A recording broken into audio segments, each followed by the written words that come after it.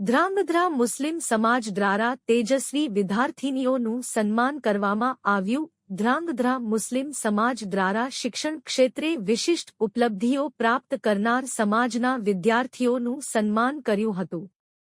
મુસ્લિમ સમાજના મહિલા આગેવાન અનીશાબેન ચૌહાણ દ્વારા શિક્ષણ ક્ષેત્રે ગોલ્ડ મેડલ મેળવનાર મંસૂરી સબીના અને દીવાન નાજમીન તેમજ આરોગ્ય ક્ષેત્રે રોની પદવી મેળવનાર રો અલ્ફિયા કારદારનો જાહેર સન્માન કાર્યક્રમ યોજ્યો હતો।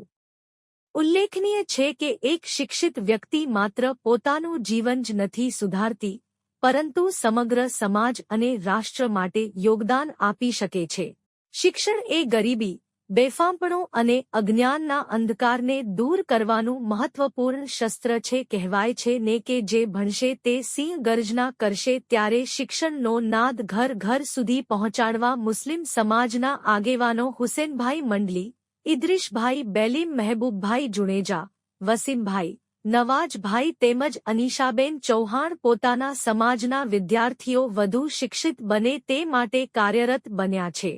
BSc microbiology, BSc home science અને આરોગ્ય ક્ષેત્રે રોની પદવી મેળવનાર સમાજની દીકરીઓના પગલે અન્ય વિદ્યાર્થીઓ પણ ચાલે, જેનાથી ધ્રાંગધ્રા મુસ્લિમ સમાજ પ્રેરણા લઈને વધુથી વધુ શિક્ષણ મેળવી સમાજ, રાષ્ટ્રનું નામ રોશન કરે તેવું લક્ષ્ય નક્કી કરવામાં આવ્યું હતું। રિપોર્ટર હિતેશ રાજપરા, ધ્રાંગધ્રા, સુરેન્દ્રનગર।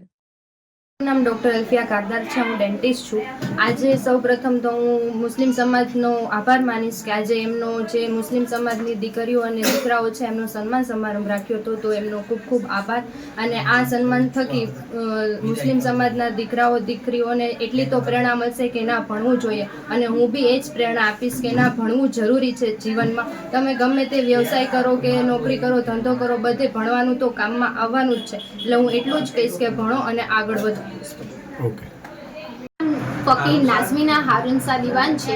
હું એસએમટી શિવશા મહિલા હોમ સાયન્સ કોલેજમાં મેં મારો અભ્યાસ છે એ પૂર્ણ કર્યો છે, જેમાં મેં ગ્રેજ્યુએશનમાં સૌરાષ્ટ્ર યુનિવર્સિટીમાંથી પ્રથમ રેન્ક લાવી છું। અને 4 માર્ચ 2025ના રોજ કાર્યક્રમોનું આયોજન કરવામાં આવ્યું હતું, જેમાં મને મારી પદવી તથા ગોલ્ડ મેડલ આપવામાં આવ્યું। અને આજે મને ખૂબ ખુશી થાય છે કે હું જે શેરી, જે મહોલ્લામાં રહું છું એ મહોલ્લામાં મારું આજે સન્માન કાર્ય રાખવામાં આવ્યું। હું આપ સૌનો ખૂબ ખૂબ આભાર માનું છું।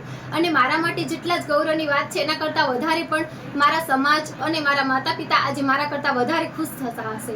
અને મને એમ થાય છે કે એમણે જે મારા પાછળ મહેનત કરી છે એ આજે સફળ થઈ એવું મને લાગી રહ્યું છે, કારણ કે હું ભણી ગણીને ઇન્શાલ્લાહ હું વધારે હજુ પ્રગતિ કરીશ, પરંતુ મારા માતા પિતાએ જે કર્યું એના બદલે મને આજ યુનિવર્સિટીમાં હું ફર્સ્ટ રેન્ક લાવી અને જે એમને ખુશી આપી એનો મને ગૌરવ છે કે મેં મારા માતા પિતાએ જે મારા પાછળ મહેનત કરી એ આજે સફળ થઈ।